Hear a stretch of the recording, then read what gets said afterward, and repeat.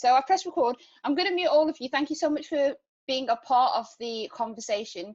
Those of you that haven't been here before, just to give you a little bit of background into how this started, there was some statistics that were released in Sheffield a few months ago that revealed that we have 23% BAME population, so Black, Asian, minority ethnic in the city, and yet less than 4% of those are in leadership and decision-making positions, and of that 4%, less than 1% is Black. So these are sort of abysmal statistics that led to conversations around the city around how we get more people of colour in leadership positions. I thought that was a really incorrect place for us to start from, because the issues aren't about getting people right at the top. It's about thinking about the pipeline. And so we initiated conversations about the barriers that people of colour in the city experience throughout the pipeline in terms of progression. So students that aren't getting employment, those that are in employment experiencing toxic work environments and difficulties in terms of progression, and then those that do progress into leadership positions not feeling safe in those positions, and particularly looking at women of colour not feeling safe in leadership positions. So as a result of that, we were going to have a conference before lockdown, and that conference is now turned into a series of Zoom discussions around key themes. This is the third conversation. The first was around moving away from tick box exercises to more meaningful change, and what does that look like for organizations. The second was a really candid conversation around white privilege and the challenge for leaders in acknowledging white privilege and how it functions within their organizations. And then this third one was actually suggested by a few people in the last discussion, which is looking at the pros and cons of mentoring initiatives.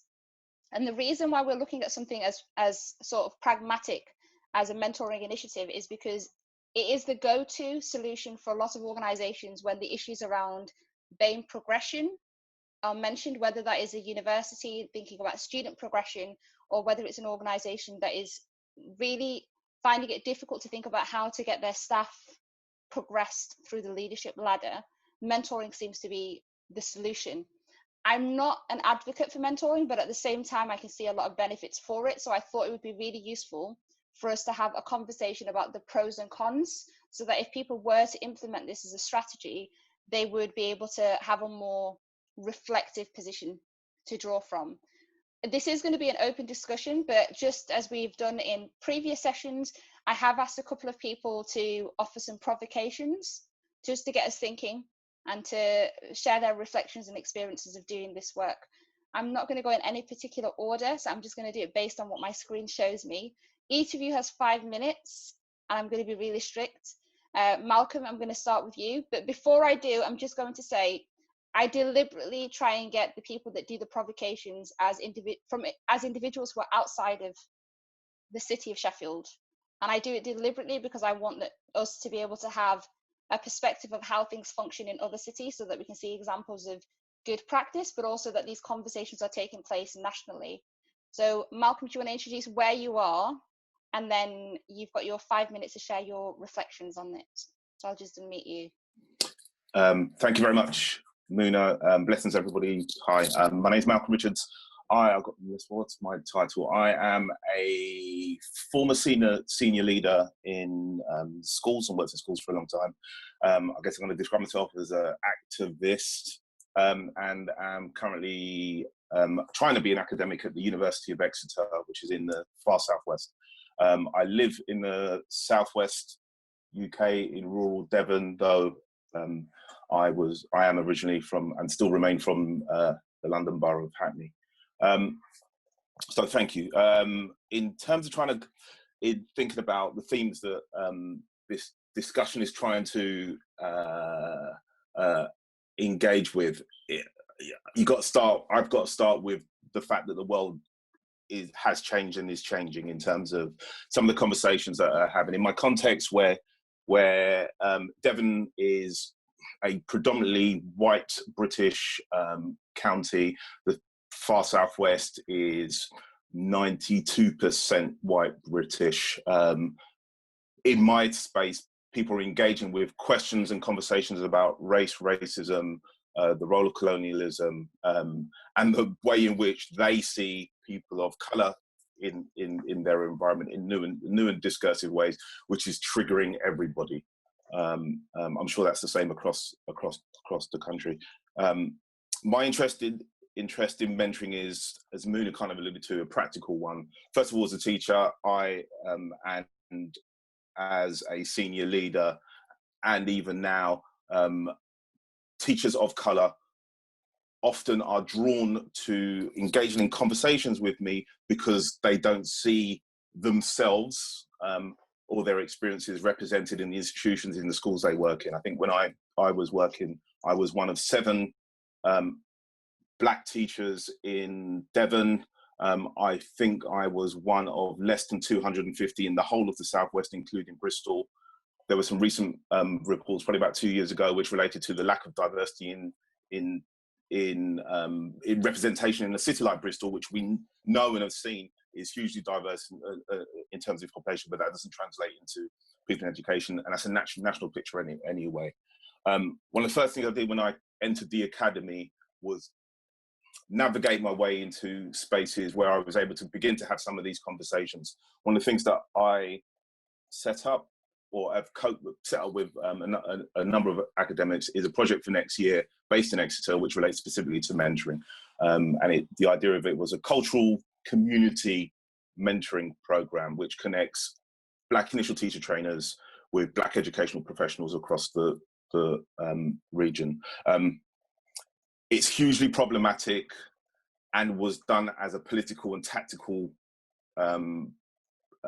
initiative, recognizing then certainly the conversations about race, racism, and the challenges that black educators face weren't being had, and also responding to the reality that for generations, educators who have worked within in our education system have had to navigate particular forms of power, discrimination, etc., in order to provide. So it's kind of a double-edged sword. The intention of the creators of the program was really to just create a vehicle where people could learn how to be critical and navigate and protect themselves at the same time. I think that's changed because the discourse has changed. I think it also clearly ticked boxes for the institution that we're working with in terms of their equality, diversity, and inclusion initiatives as well. And so the challenge of any mentoring program, which is kind of raced around disadvantage, if I use my bunny ears, is hugely problematic. But there is a question of intention and intentionality, and I think that's quite important as well. Certainly the group of people that I work with are coming from a critical, intentional place. But there are other examples of programs that I'm sure we'll discuss which aren't doing that. I think the Cambridge University program is one of those as well. I think there is a need for, I'm rambling a bit, but I think there is an absolute need for mentoring, and that has always taken place. That has always taken place informally, and in particular, educators of colour have used those informal networks to literally lean on. I would also say that during this period of uncertainty for so many white colleagues, but also for black colleagues as well, those networks also become vitally important. You can see the virtual manifestation of those on forums like Black Twitter, and if you kind of follow Moona, Penny, and other people who are on this call, you will see those discourses unfolding. One of the great challenges that we always have to consider is the constant repositioning of blackness as being this one single monolithic experience. And part of our challenge and the tensions of the discourses we're having is that, thank you Moona, is that isn't the case. That has to be reflected in the mentoring programs, but also recognizing the common collective experiences of many Black, Asian and ethnic minority teachers, educators, academics, which is one of struggle, trauma, navigation and fighting in a system that we are beginning to recognize widely that was not designed for us to be in. Thanks. Brilliant, thank you so much. Doing the recording, and then, so I just want to explain to everybody what the principles of that we abide by in the room are, and we state these before any open discussions. We've been doing it at the start of each of the sessions, and we'll continue to do it. So I'll just share the screen. And this is just about doing what we need to do in order to maintain this as a respectful space. I don't think there are public spaces that can remain safe for everybody at all the time. And so the most that we can do is try and maintain it as a respectful space. So if I just draw your attention to these principles. The first is just please be consciously aware of your privilege. We had a look at this last time we spoke. These include privileges around race and gender, and other privileges that you may hold. Just when you're asking a question and other people have their hands up, know when to take a step back so that those that are marginalized can engage and lead the discussion if appropriate. Please believe people's accounts and respect their vulnerabilities. Anybody who goes onto the mic to speak has the right to speak. It's not our responsibility to verify, question, or judge their experiences. And for this, I would ask everybody to remind themselves of the first principle and be aware of their privilege when they're doing so. Please take care of yourself. This is for anybody who comes onto the mic or engages in the discussion via chat. If at any point you feel unsafe or uncomfortable, message me privately, but leave the room if you need to and come back whenever you're ready. Please do not take anybody's experiences outside of this space without their permission. I do encourage discussions on social media or any other platform you'd like, but don't quote people or share personal narratives that they've shared unless they've expressly given permission to do so. And finally, please be mindful of your language. Reflect on how you're phrasing the questions that you're phrasing and whether or not it's the right question to ask in this space. So just a point of reflection for us all to consider as we go into this next phase of discussions. So are there any questions for Malcolm to start off with before we just open the floor for anybody to share their experiences or their thoughts on the pros and cons to mentoring? So you can either wave your hand, or if you've got the raise hand function, if you know how to use the raise hand function, use it, or comment on the chat, please.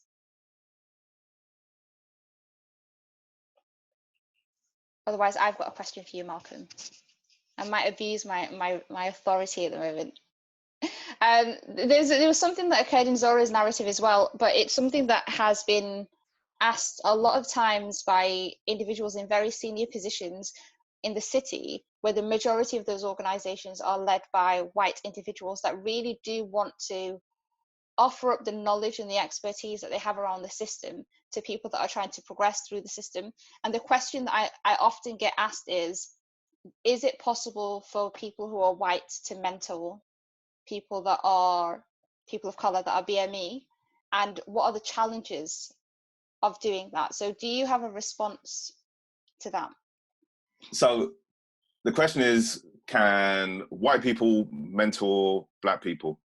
Of course. That's like, sorry. And I appreciate it's a provocation as a question, but I think it is an important provocation to make. Absolutely, of course. Depending on the spaces and places that we are in, it may be that a white person is the person who is actually offering mentorship around discourses of race, racism, social justice.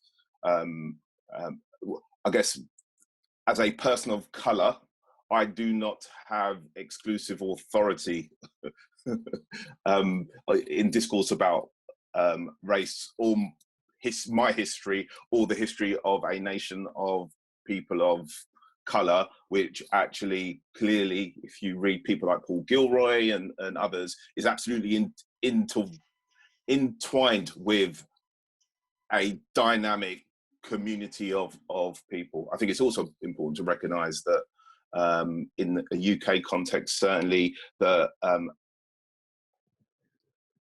language that is used to describe communities of color is highly contested, highly challenging, sometimes ascribed to those communities.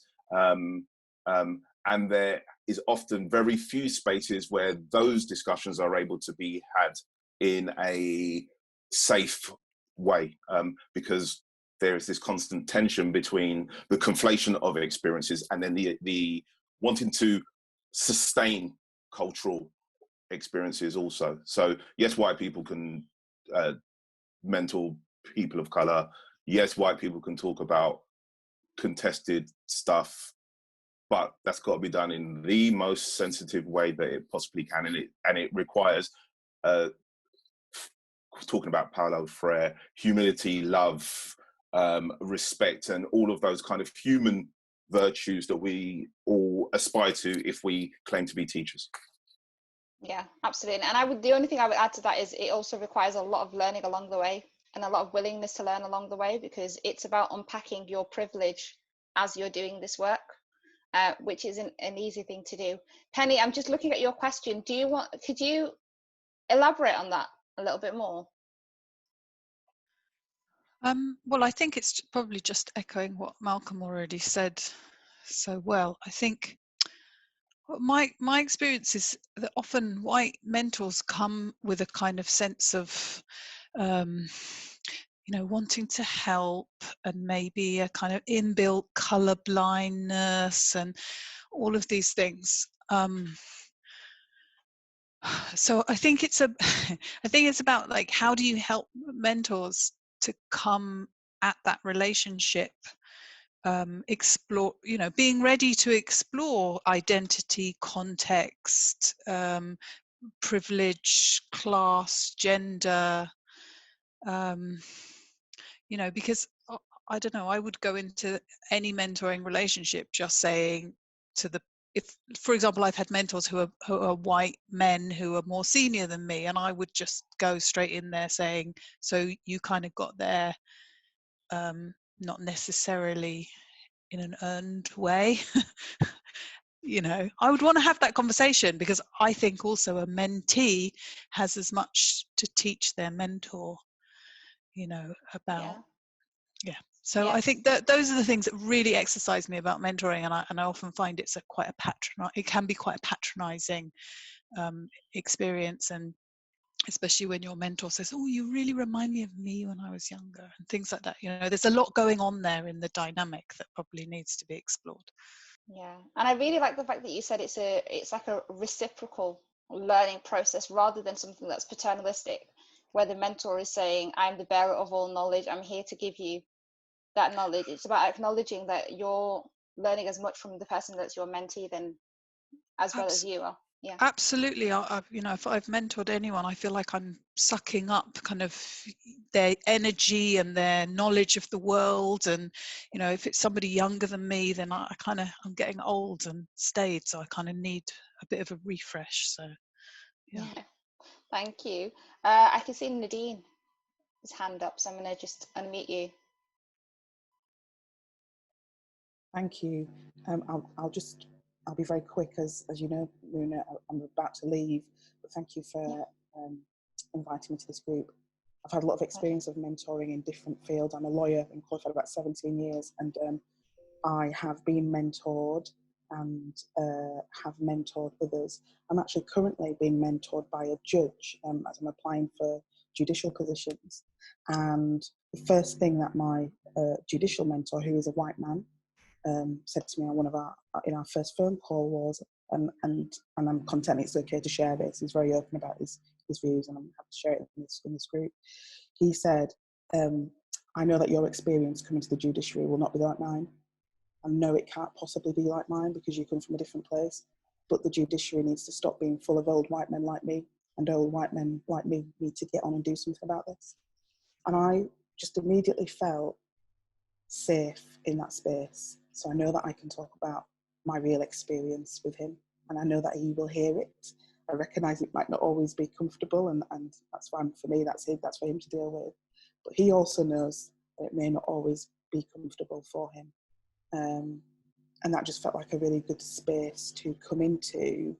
I already feel believed, and I think that's really important for people being mentored, is that what you say will be believed, so that you can say that openly and then move on to what that mentoring relationship looks like and how it works for you. I totally agree with what Penny said. As a mentor, you learn so much. Almost feels a bit cheeky sometimes. You get all that wealth and knowledge and information as well. So I'm really sorry I've got to leave, but thank you so much, and I look forward to speaking to you all again. No, thank you so much for your contribution, Nadine. I appreciate it. Marwa, did you want to go next? Shall I unmute you? Oh, 1 second. There you go. Hello, everyone. I really apologize for being so late, first of all. I'm at work, so I had another phone call to deal with. What exactly, would you just like me to share my experience? Yeah, or? just so your experience of mentoring, reflections Okay. on it. So hi, everyone. Nice to meet you all virtually. So I'm currently a surgical trainee, and what one of the senior surgeons in the region, who's actually also a dean, has asked me to do is actually be a reverse mentor. So do mentoring in the reverse role and mentor her on the issues he could face as an ethnic minority doctor. And also, I'm an international graduate, which is another very big disparity showed in medicine. So she wanted my opinion on those things. And the nice thing about the reverse mentoring is, which is quite novel in medicine, is that someone who normally in a very hierarchical world would be about 6, 7 steps ahead of you, taking the time to listen, gives you both a learning opportunity. Because first of all, to me, it was quite empowering, as in my opinion matters, or I've got such a different view and different experiences, but it's not necessarily negative. It just gives me the chance to give someone else a view. The other thing was that it sometimes showed me that there are things that they honestly have never thought about, as in things that I would say that to me were, in my mind, going to be everyone's experience, or something that surely people must know that I face this, that came as a shock to her. And lots of things where if I just mentioned them, that it would finally give her an aha moment. For someone who's worked in an ethnically diverse group for over 30 years.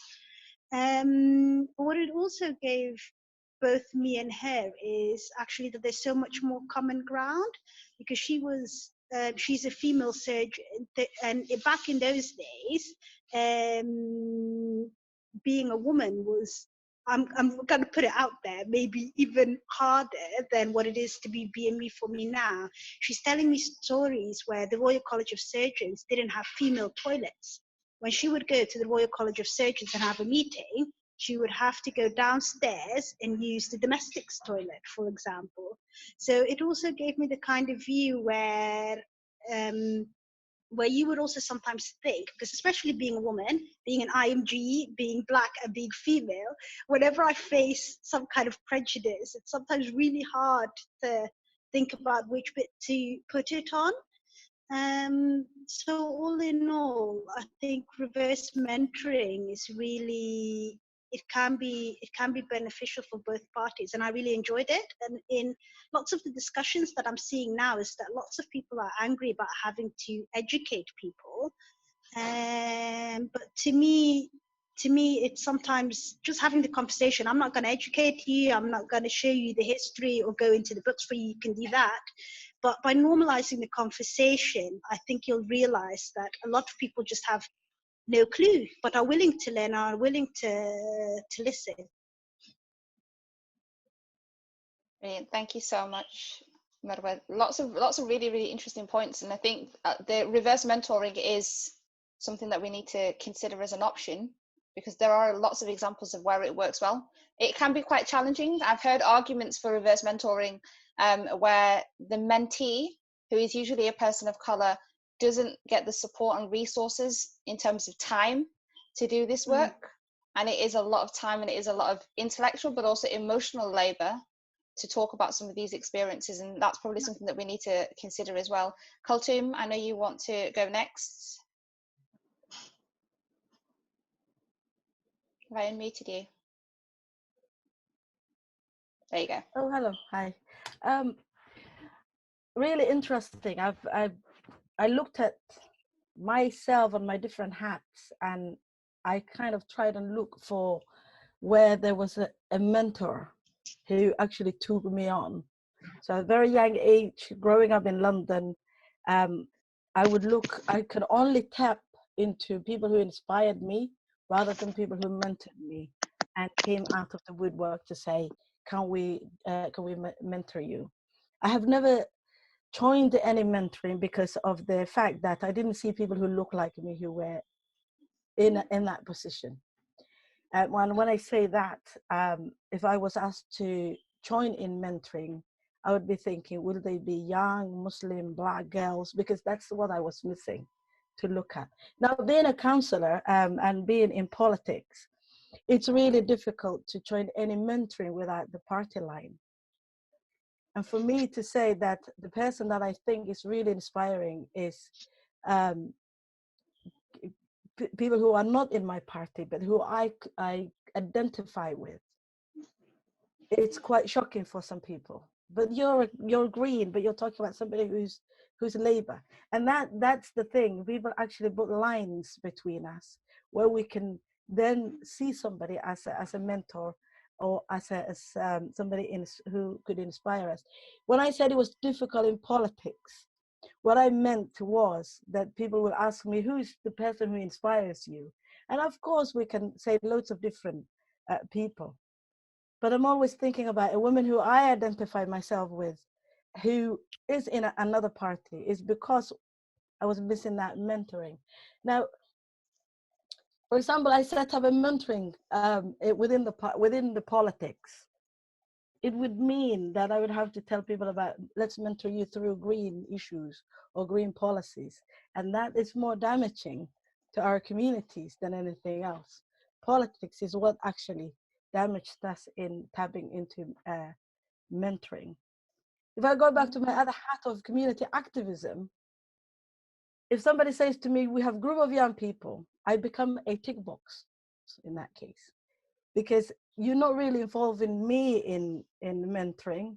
You're involving me in, let's inspire young people in our school for a day or two, because somebody who looks like them became a politician or a senior researcher, or, you know.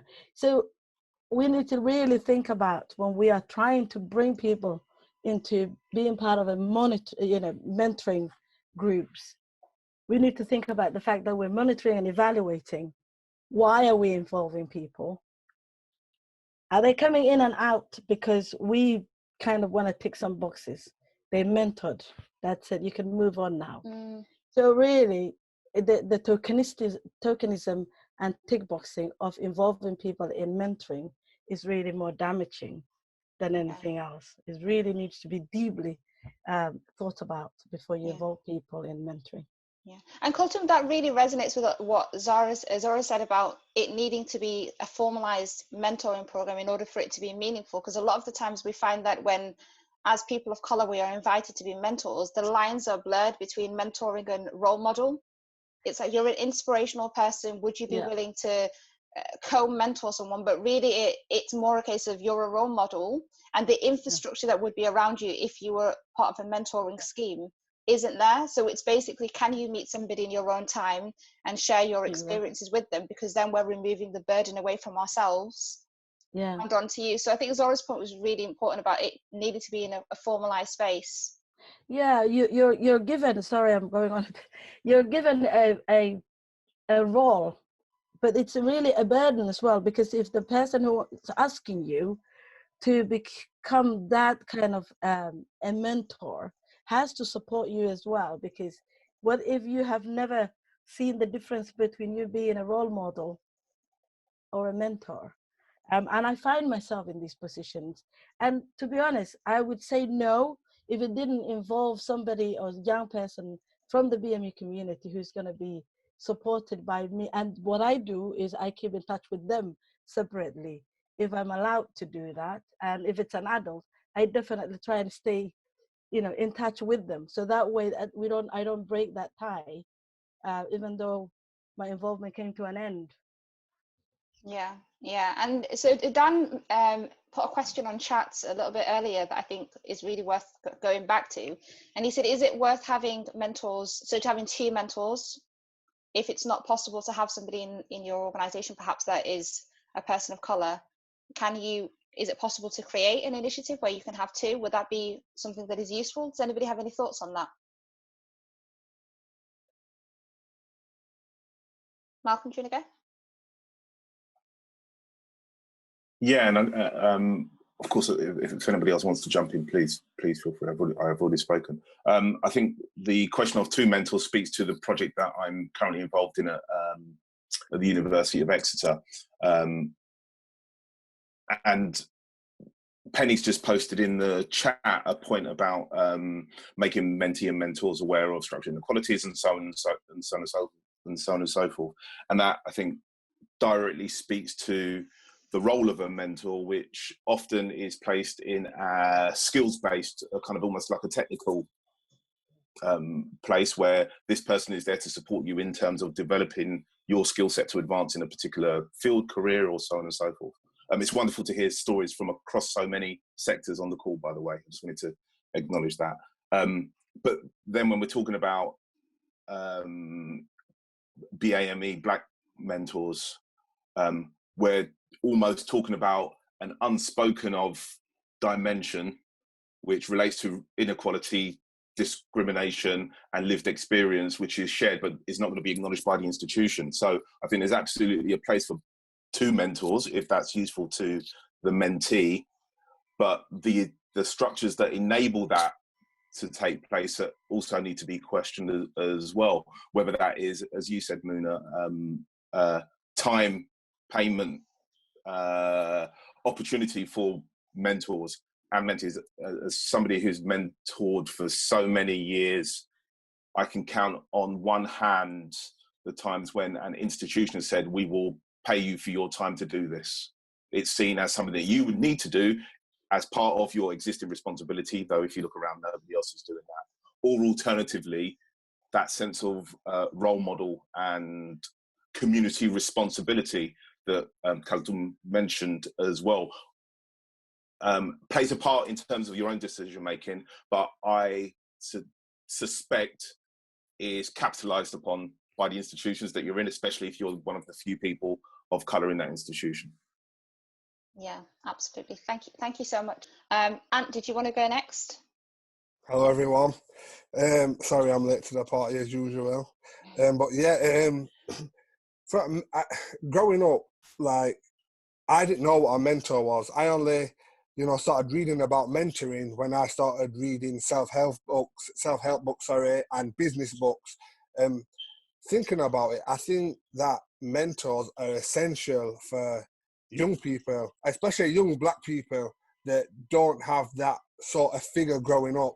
I mean, when I grew up, that sort of figure was absent for me, so I went looking in the wrong places, such as people that were up to badness because they had nice things.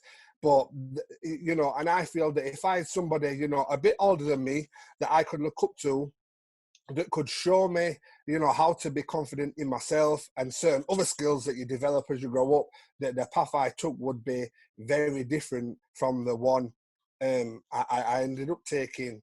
But I've talked to quite a few people that are good at what they do and they're passionate and they do want to help, but the conversation always ends up in how much am I getting paid? And, everybody wants to get paid for their work, and I fully understand that, but we're supposed to do some things to try and help others and, try and, how can I put it? When I work with the young people, I just say, look, I'm trying to save you 8 to 10 years where I had to learn, so you can go and have them 8 to 10 years, not waste it, so you can have that of your life. And that's where I'm at, really. I think I do a lot of work in schools and I see that there's no mentors there. It's quite scary, to be honest. And, it's just one of those ones where until people are more aware of the need for it, I don't think it'll happen. Yeah, thank you so much. Does anybody else have a contribution they want to make before I put a question out to the group? All right, Mr. Cottrell, Rob. All right, I'm going to unmute you. It's Rob there. It's Rob there. Afternoon, everyone. Hi, Anne. Well said. I wasn't really going to say anything until I heard Ant talk. I think he hits the nail on the head. This mentoring thing and everything to do with it it's a language that we don't understand. You have to get into a certain position, to a certain kind of organisation, to actually understand what mentoring is, and that's why a lot of our young people don't look for it. But during my reasonably long career in the probation service, I found that people who look like me only got mentoring when a problem arose. And so we start in a deficit position with mentoring, whereas our white counterparts get mentoring as something positive to take them from an already progressive position further on. And we are coming from a very much different position.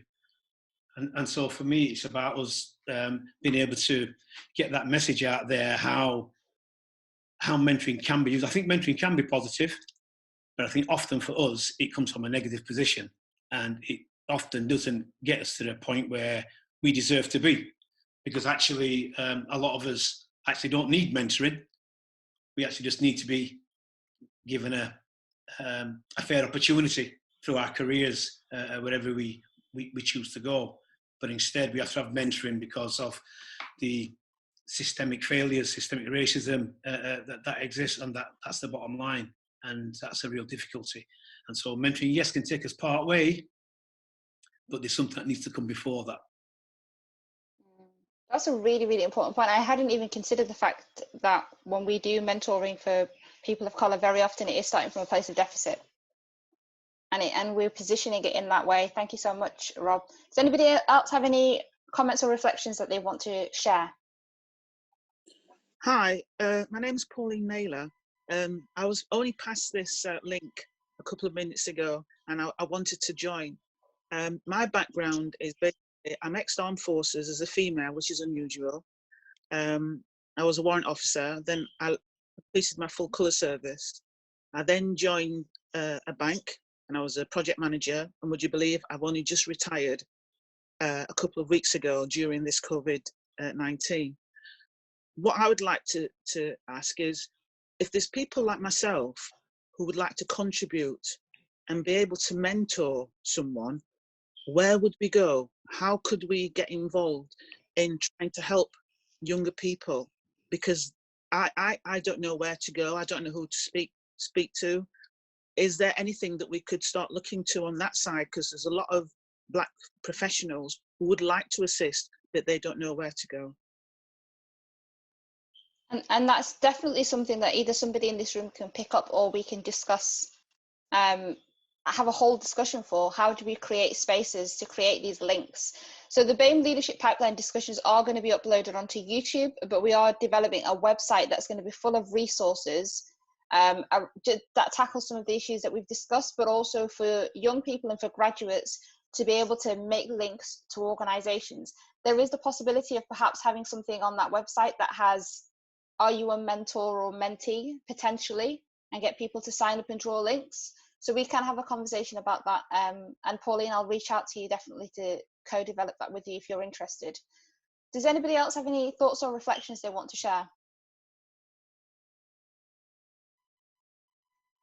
Okay, I'm going to draw a question. I'm going to throw a question out to all of you then.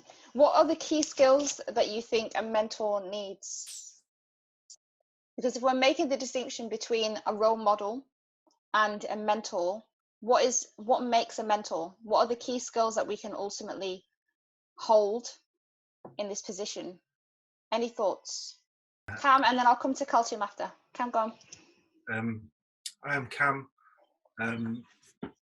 I'm one of the founders of legup.social, which is a mentoring network for charities, social enterprises and small businesses. I think we see lots of things that make up good mentors, but one thing that I thought would be interesting to highlight is often the best mentor-mentee relationships that we see is where the mentor is just ever so slightly along from when the mentee is. Whereas when we pair people who are quite senior and people who are further away, it takes longer for them to relate. That's one aspect that we've noticed in managing a mentor network.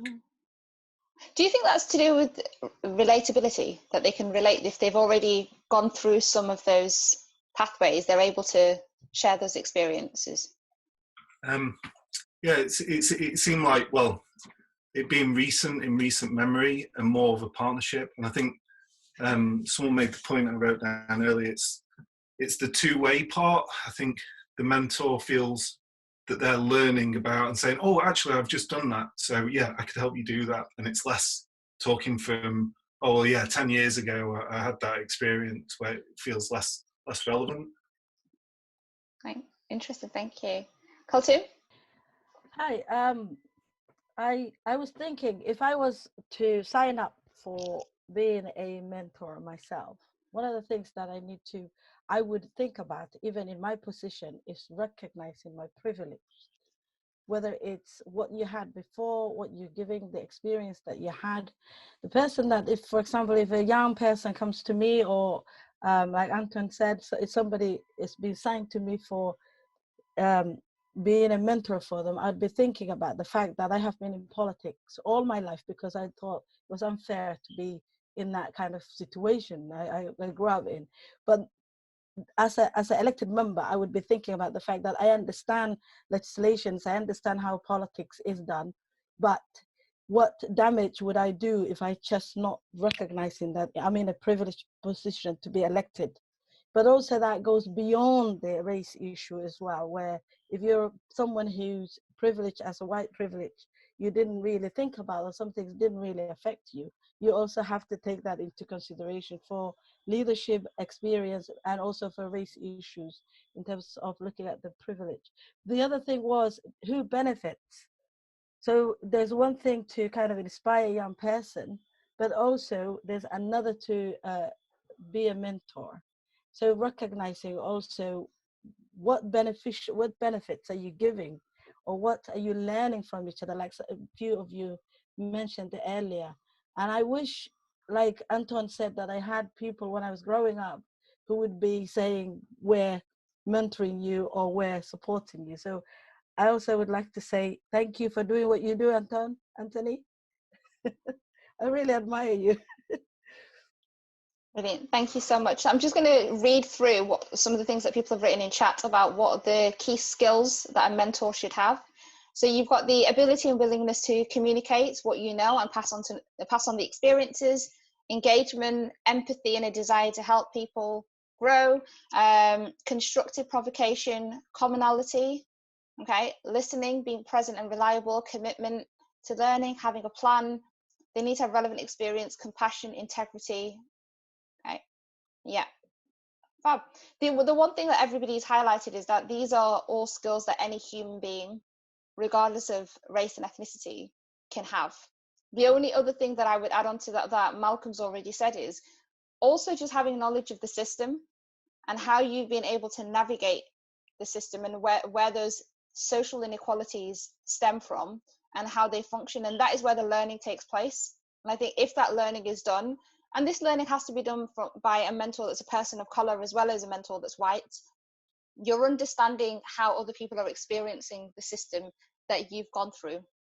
So it's about just putting yourself in their position as much as you possibly can, which isn't always entirely possible, but we can put some steps in the right direction. Before we finish off, any other final thoughts and reflections? Keela, I'm gonna unmute you. There you go. Yeah, just kind of like, hi everyone, it's my first time here.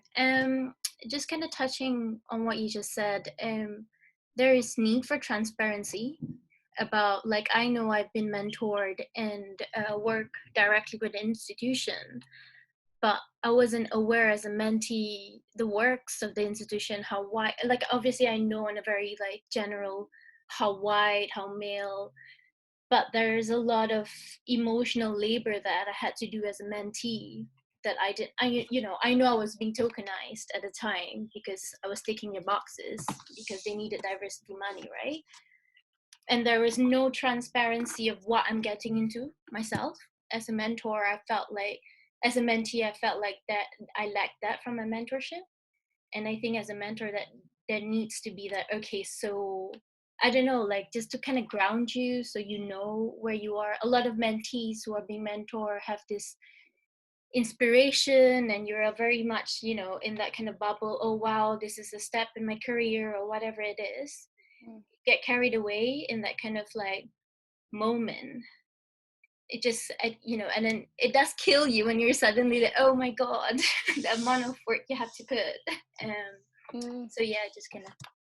Yeah, I completely agree. It resonates so much that sometimes you have expectations when you go into it, and then when you realize that those expectations aren't always aligned with the person who's your mentor or mentee, it can be really challenging. Faraz, you've got your hand up. I'm going to unmute you. Oh, have you got it? There you go. Okay, yeah, I would just like to say something, yeah, that, you know, most of it's about how you are as a person, human being, yeah. If you're good as a human being, you'll be good as a mentor. And if you've got humanity, yeah. Can you hear me? Yeah, yeah. Yeah, yeah, that's what it's about, just having humanity. And also, what else I was going to say, I forgot now. Yes, I mean, you know, the only mentor I have ever had for a brief period of time, she was my supervisor in a previous volunteering role when I was 3 years ago, 3 to 5, 6 years ago. So that's my only experience of having mentor. And other than that, so I had some academic mentors, I think. So yeah, I've had my brief experiences with mentors. But I know that mentors need to be good human beings. They need to know how to counsel, know how to listen, know how to think objectively. It takes a personality, it takes a transformation within the individual self to be able to, you have to know how to mentor yourself before you mentor others. But I know it's a bit more complicated than that, but it's a start. You agree with this? Yeah, absolutely. It just goes back to the point of learning and that self-development, whether you're a mentee or a mentor, it's always required. Thank you all so much for being a part of the conversation. As usual, this is a space where you hear provocations and then you've got just a chance to have a conversation and think about some of these ideas and hopefully reflect it back into your actions and practices within your own work environments and within the organizations that you lead. We will continue to have these conversations. If anybody has a topic in mind that they want for the next session, please just drop me a message. Otherwise, I will send you the link to the next discussion. This recording will be uploaded onto the YouTube channel, and I'll send everybody in attendance the link so you can see it as well and share it with those who couldn't be here today. Okay, thank you all so much. I'll let you go. Enjoy the rest of your evening. All right, take care. Thank you.